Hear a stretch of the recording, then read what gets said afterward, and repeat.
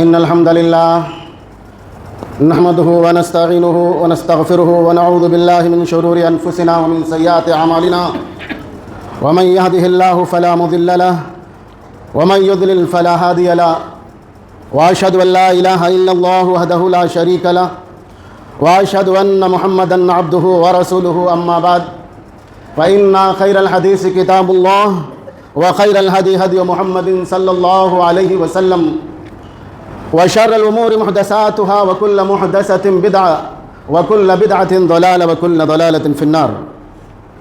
فأعوذ بالله السميع العليم من الشيطان الرجيم. بسم الله الرحمن الرحيم. يا أيها الذين آمنوا اتقوا الله حق تقاته ولا تموتن إلا وأنتم مسلمون. يا أيها الناس اتقوا ربكم الذي خلقكم من نفس واحدة وخلق منها زوجها وبث منهما رجالا كثيرا ونساء واتقوا الله الذي تساءلون به والأرحام إن الله كان عليكم رقيبا. يا أيها الذين آمنوا اتقوا الله وقولوا قولا سديدا يصلح لكم أعمالكم ويغفر لكم ذنوبكم ومن يطع الله ورسوله فقد فاز فوزا عظيما.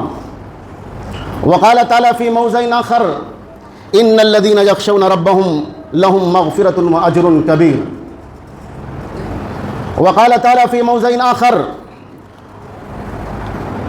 وأما من خاف مقام ربه ونهى النفس عن الهوى فإن الجنة هي المأوى.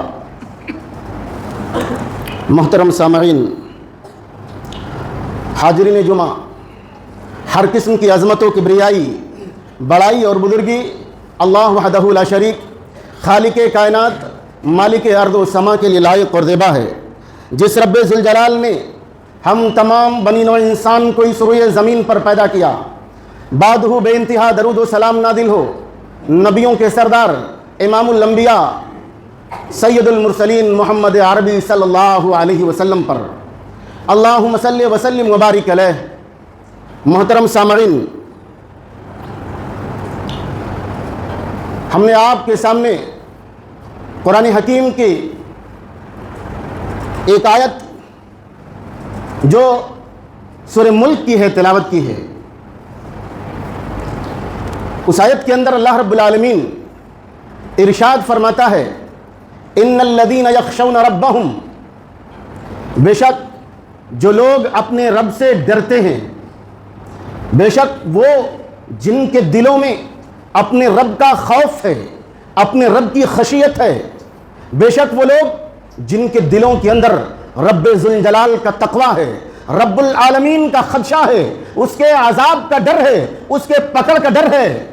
اللہ رب العالمین نے فرمایا لہم مغفرت، ان کے لیے مغفرت ہے، ان کے لیے بخشش ہے اور ان کے لیے بہت بڑا اجر ہے. قرآن حکیم کی اس آیت کو پڑھنے کے بعد یہ سمجھ میں آتا ہے کہ جب دلوں کے اندر رب العالمین کے پکڑ کا ڈر ہوگا، رب العالمین کے عذاب کا ڈر ہوگا، رب العالمین کی خشیت ہوگی، جب دل میں رب العالمین کا ڈر ہوگا، انسان گناہوں سے بچے گا، انسان اللہ تبارک و تعالیٰ سے مغفرت طلب کرے گا اور اللہ رب العالمین ایسے آدمی کو بخش دے گا، معاف کر دے گا. اور بہت بڑا اجر ہے. وہ اجر کیا ہے؟ وہ اجر اللہ رب العالمین کا جہنم سے نجات دینا ہے اور جنت کے اندر داخل کرنا ہے. اور انسان کو کیا چاہیے؟ اسی لیے قرآن حکیم کی دوسری آیت میں رب ذوالجلال ارشاد فرماتا ہے وَأَمَّا مَنْ خَافَ مَقَامَ رَبِّهِ، اور وہ آدمی جو دنیا کے اندر کوئی بھی برا کام کرنے سے پہلے رب العالمین کے سامنے کھڑا ہونا ہے، اس بات سے ڈر گیا، اس کے پیروں میں تھرتھراہٹ آ گئی، اس کے ہاتھ کانپ اٹھے، گناہ کی طرف اس کے ہاتھ بڑھ رہے تھے، گناہ کی طرف اس کے قدم بڑھ رہے تھے، لیکن اس کے دل میں رب العالمین کی خشیت آ گئی. وہ ڈر گیا کہ ایک دن ایسا آئے گا کہ رب ذوالجلال کے سامنے کھڑا ہونا ہے. اور کس بات سے ڈر گیا؟ وَنَهَى النَّفْسَ عَنِ الْهَوَىٰ، اور اپنے نفس کو خواہشات سے اس نے بچا لیا، اپنے آپ کو خواہشات میں پڑنے سے روک لیا. اگر یہ دو کام کر لے، ایک گناہ کرتے وقت رب العالمین کے سامنے کھڑا ہونا ہے، حساب دینا ہے، اس بات سے ڈر گیا، اور دوسرا خواہشات میں پڑنے سے وہ بچ گیا۔ اللہ رب العالمین فرماتا ہے فَإِنَّ الْجَنَّةَ هِيَ الْمَأْوَىٰ، تو جنت ہی اس کا ٹھکانہ ہے۔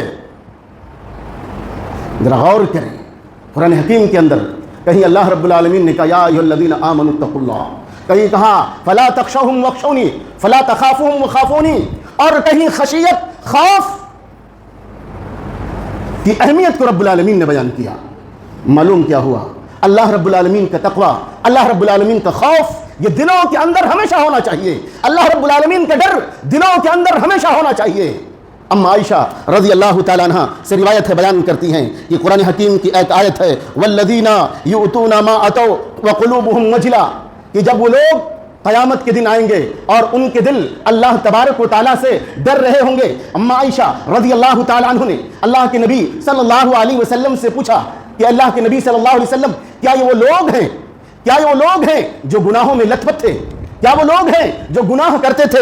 اس سے مراد وہ لوگ ہیں؟ اللہ کے نبی صلی اللہ علیہ وسلم نے فرمایا نہیں، یہ وہ لوگ نہیں ہیں جو شراب پیتے تھے، یہ وہ لوگ نہیں ہیں جو چوری کرتے تھے، بلکہ کہا اے بنت صدیق، یہ کہیں الفاظ میں کہا اے بنت ابی بکر، بلکہ اس سے مراد وہ لوگ ہیں جو نماز پڑھتے تھے، جو صدقہ اور خیرات کرتے تھے، جو زکوٰۃ دیتے تھے، جو حج کرتے تھے، ہر خیر کام کرتے تھے، لیکن ان کے دلوں میں یہ خشیت رہتی تھی، ان کے دلوں میں یہ خدشہ رہتا تھا، ان کے دلوں میں یہ ڈر رہتا تھا کہ کہیں ہمارے اعمال ایسے تو نہ ہوں کہ رد کر دیے جائیں، قبول نہ ہوں۔ ایسے لوگوں کے بارے میں ہے، ایسے لوگ اللہ تبارک و تعالیٰ کے پاس جب آئیں گے تو اللہ تبارک و تعالیٰ انہیں مغفرت کا پروانہ نصیب فرمائے گا، انہیں جنت کے اندر اللہ رب العالمین داخل کرے گا۔ خشیت کی ایک اور مثال جناب محمد الرسول اللہ صلی اللہ علیہ وسلم ارشاد فرماتے ہیں، صحیح بخاری اور مسلم کی روایت ہے مختلف الفاظ کے ساتھ، کہ ایک آدمی ایسا تھا کہ جس نے اپنے زندگی میں کوئی خیر کا کام نہیں کیا تھا، اپنی اولاد کے لیے بھی کوئی خیر اس نے نہیں کیا تھا، پوری زندگی وہ گناہوں کے اندر لت پت رہا۔ آخری وقت میں جب اس کے موت کا وقت قریب آیا اور اسے اس بات کا ڈر ہو گیا کہ کہیں رب العالمین میری پکڑ کر لے گا، رب العالمین کہ گرفت میں آ جاؤں گا تو رب العالمین مجھے بہت سخت سزا دے گا، اپنی اولاد کو وہ جمع کرتا ہے، اور جمع کرنے کے بعد کہتا ہے کہ جب میں مر جاؤں تو مرنے کے بعد میری لاش کو جلا دینا، اور اس کے راہ کو دو ٹکڑوں میں کرنا، ایک ٹکڑے کو سمندر میں بہا دینا اور ایک ٹکڑے کو تیز تند آندھی جب آئے تو ہوا میں بکھیر دینا، تاکہ اللہ رب العالمین مجھے دوبارہ زندہ نہ کر سکے، مجھ سے حساب و کتاب نہ لے پائے، مجھے سزا نہ دے پائے، کیونکہ زندگی میں میں نے کوئی نیک عمل کیا ہی نہیں ہے۔ مرنے کے بعد اس کے اولاد نے وہی عمل کیا جو اس نے اپنی اولاد کو سکھایا تھا۔ رب العالمین نے سمندر کو حکم دیا، سمندر نے اس کے راہ کو جمع کیا، اکٹھا کیا، ہواؤں کو حکم دیا، خشکی نے اس کے راہ کو جمع کیا، رب العالمین نے اسے دوبارہ زندہ کر دیا، اور زندہ کر کے رب العالمین اس سے پوچھتا ہے بتا تو نے یہ عمل کیوں کیا تھا، بتا تو نے یہ عمل کیوں کیا، تو نے اپنے آپ کو کیوں جلوایا؟ اس نے ایک ہی جملہ کہا تھا من خشیتک، اے اللہ رب العالمین تیرے ڈر سے، تیرے خوف سے، تیری خشیت سے میں نے یہ عمل کیا ہے۔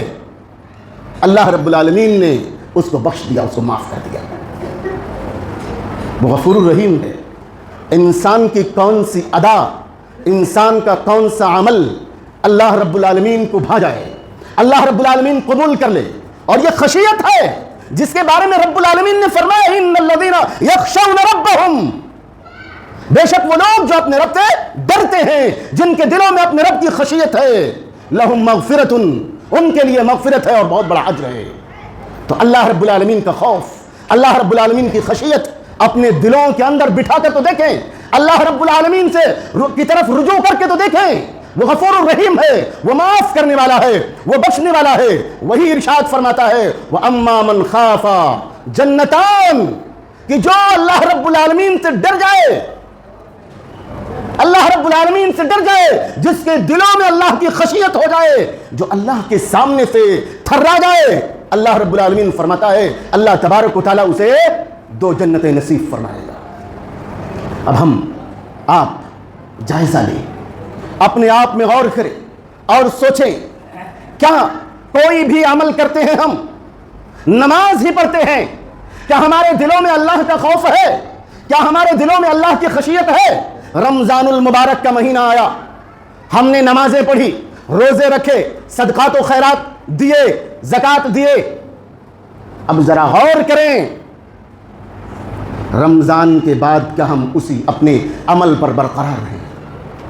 اگر یہ تمام چیزیں ہم نے اللہ کے لیے کی ہیں تو جس طرح رمضان میں کرتے تھے رمضان کے بعد کرنا چاہیے تھا، اور اگر ہم نے غیروں کی طرح ایک رسم کے انداز میں کیا ہے کہ رمضان کا مہینہ آئے گا، روزہ رکھیں گے، سحری کھائیں گے، افطاری کریں گے، عید آئے گی، عید کی نماز پڑھ لیں گے اور پھر چھٹی ہو جائے گی، ہم نے رسم کے طور پر کیا ہے کہ رب العالمین کو راضی کرنے کے لیے کیا ہے، کہ رب العالمین کو خوش کرنے کے لیے کیا ہے؟ کیا رمضان میں اللہ کا خوف تھا؟ رمضان کے بعد اللہ کا خوف نکل گیا؟ شکر منائیے رب ذوالجلال کا کہ اس نے رمضان المبارک کے بعد بھی ہمیں اس دنیا کے اندر برقرار رکھا، اس نے ہمیں زندگی دی۔ کتنے وہ لوگ ہیں جن کو رمضان المبارک کا مہینہ نہیں ملا، کتنے وہ لوگ ہیں جو رمضان المبارک کے مہینے میں اس دنیا سے چلے گئے ہیں، اور کب کس کی باری آ جائے، کب رب العالمین کے دربار میں کس کو حاضری دینی پڑے، کب رب العالمین جھانکنے کی عالم نہ کر دے اور ہم وصیت نہ کر سکیں اور ہم کوئی عمل نہ کر سکیں، کب رب العالمین کے فرشتے آ کر کے ہم سے سوال کرنے لگے، ہم سے پوچھنے لگے اور ہم ہاں ہاں لا ادری کہنے لگے۔ تصور کریں، اور نماز جو اللہ تبارک و تعالیٰ نے ہمارے اوپر فرض کیا تھا، کیا ہم اس نماز پر برقرار ہیں؟ رمضان المبارک کے اندر پڑھتے تھے، کیا رمضان کے بعد 5 وقتہ نمازی ہم بن گئے ہیں؟ جمعہ کا دن ہے، جمعہ کے دن ہم آ گئے اور باقی نمازوں میں ہم غائب ہیں، 5 وقتہ نمازوں میں ہم غائب ہیں۔ یہ تربیتی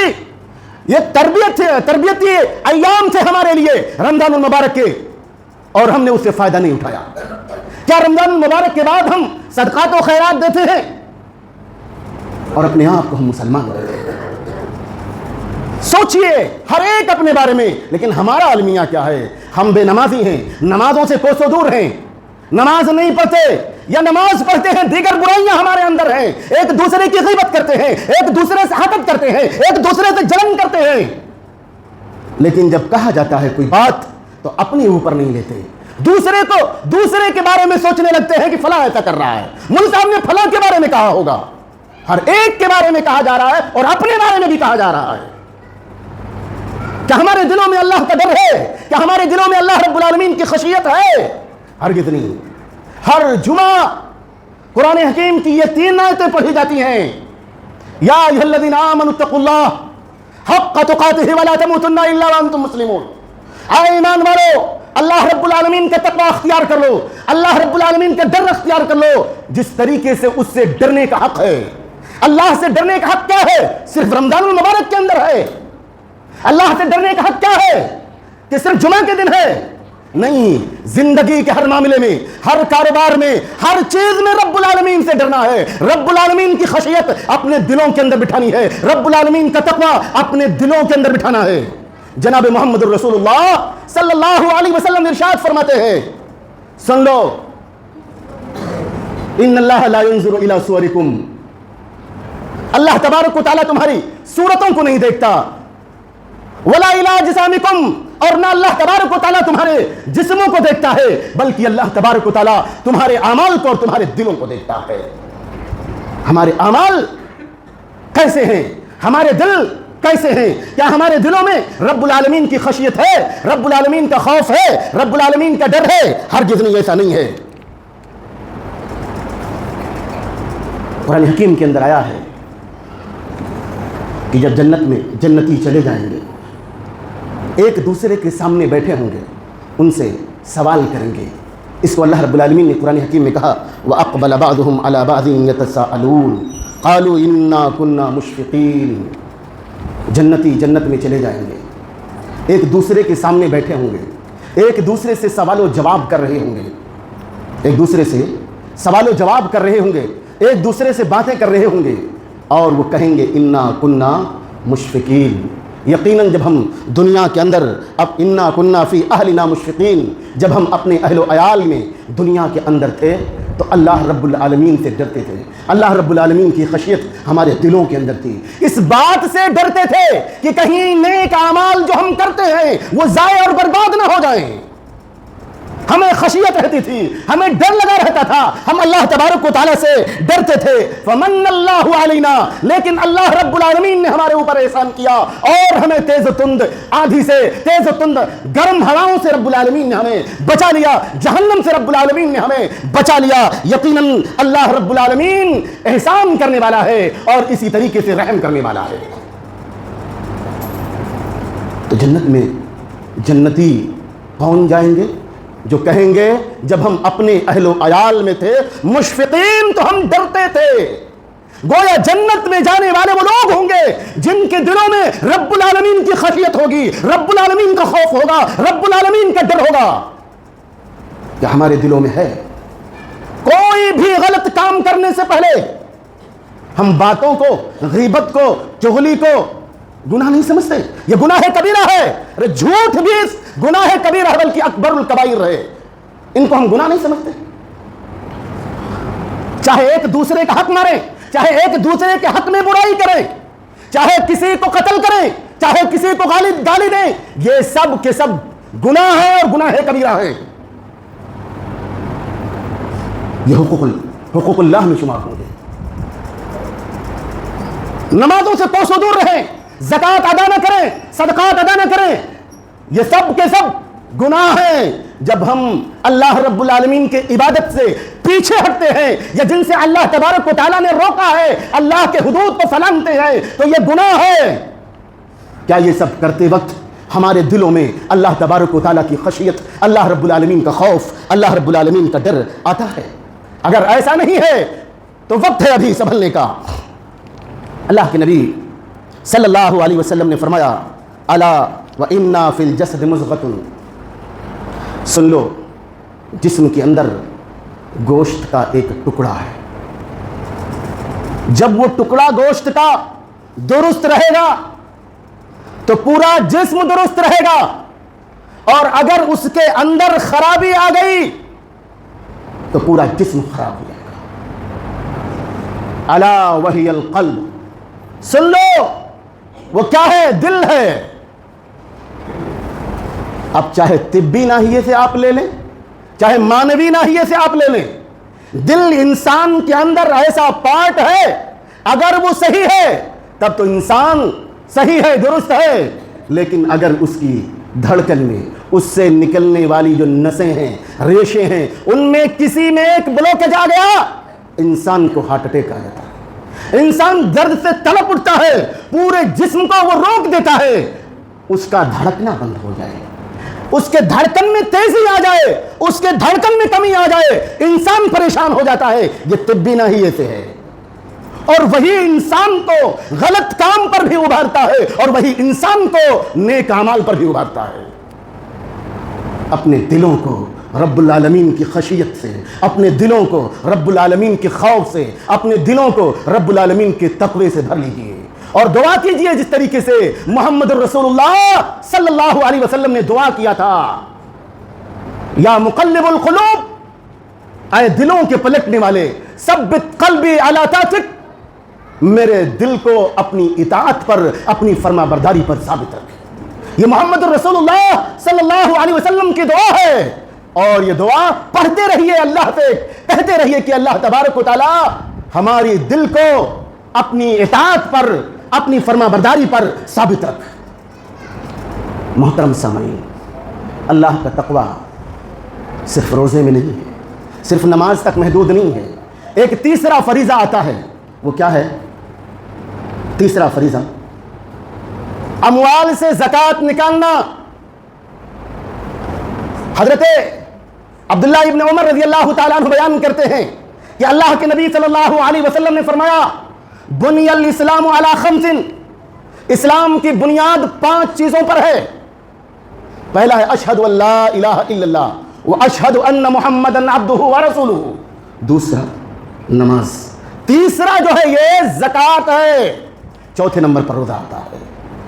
اب زکوٰۃ ہمارے اوپر فرض ہے، جو مال اللہ تبارک و تعالیٰ نے تجارت کی شکل میں دیا ہے اس پر 40% ہے، لیکن جو مال اللہ تبارک و تعالیٰ ہمیں زمین سے نکال کر دیتا ہے، اگر ہم اس میں محنت کرتے ہیں، اس میں ہم خود پیسہ لگا کر کے اس کو سینچتے ہیں، تو اس میں 20واں حصہ ہے، 5% ہے، ورنہ 10واں حصہ ہے اگر اللہ تبارک و تعالیٰ وقت وقت پر بارش برساتا رہا اور حساب کر کے اگر 7.5 کنٹل کسی کے پاس گیہوں ہے تو حساب کر کے آپ کسی کو بھی دیجئے، لیکن گھر میں رکھنے سے پہلے سب کا وزن کیجئے اور اس کا 20واں حصہ ضرور نکالیے۔ آپ اپنے گاؤں کے مدرسے میں دیجئے، غریبوں کو دیجئے، محتاجوں کو دیجئے، جہاں ضرورت دیکھتے ہیں آپ ان کو دیجئے، لیکن آپ پر نکالنا فرض ہے۔ اگر نہیں نکالیں گے تو ایمان اسلام کے ایک رکن کو ڈھانے والے بن جائیں گے، اور نکالیں گے تو کیا فائدہ ہوگا اس کا بھی ذکر اللہ رب العالمین نے قرآن حکیم کے اندر کیا ہے۔ مثل الذین ينفقون اموالهم فی سبیل اللہ کمثل حبۃ انبتت 7 سنابل وفی کل سنبلۃ 100 حبۃ واللہ یضاعف لمن یشاء۔ کیا فرمایا کہ ان لوگوں کی مثال جو اپنے مالوں کو رب العالمین کے راستے میں خرچ کرتے ہیں، کیسے ہے؟ اس دانے کی طرح ہے جس دانے کو زمین میں بویا جاتا ہے اور اس سے 7 بالیاں اگتی ہیں اور ہر بالی میں 100 دانے ہوتے ہیں۔ ایسے اللہ تبارک و تعالیٰ اگر کوئی اس کے راستے میں 1 روپیہ خرچ کرتا ہے تو 700 گنا تک اللہ تبارک و تعالیٰ اس کے نیکیوں میں اضافہ کرے گا، اور مزید فرمایا واللہ یضاعف لمن یشاء، اور جس کے لیے چاہے 700 کیا بلکہ 7 کروڑ اور 7 ارب تک بھی ایک دانہ خرچ کرنے کے بدلے میں اضافہ کر سکتا ہے۔ وہ رب العالمین ہے، وہ دینے والا ہے، وہ عطا کرنے والا ہے، اور دنیا میں بھی دے گا۔ آپ نظروں سے تو دیکھیں گے، آپ نظروں سے دیکھیں گے کہ تو 1 کنٹل ہمارا جا رہا ہے، 2 کنٹل ہمارا جا رہا ہے، لیکن آپ کے اس دینے کی وجہ سے آپ کے اس مال میں اللہ نے کتنی برکت دی ہے اس کا اندازہ آپ کو نہیں ہوگا۔ آگے اللہ تبارک و تعالیٰ آپ کو کتنا دے گا اس کا اندازہ آپ کو نہیں ہوگا۔ وہ عطا کرنے والا ہے، اس کے خزانے میں کوئی کمی نہیں ہے، اور اگر نہیں دیں گے تو اس کے بارے میں کیا ہے؟ ایک تو اسلام سے نکلنے کے قریب ہو جائیں گے، اور قیامت کے دن میدان محشر میں حساب و کتاب ہوا ہی نہیں ہے کہ اس سے پہلے اللہ تبارک و تعالیٰ ان مالوں کو کہاں تپائے گا؟ جہنم کے ایندھن پر، اور اس سے اللہ تبارک و تعالیٰ پیشانی کو، پہلو کو اور پیٹھ کو رب العالمین داغے گا۔ جہنم میں نہیں، میدان محشر میں۔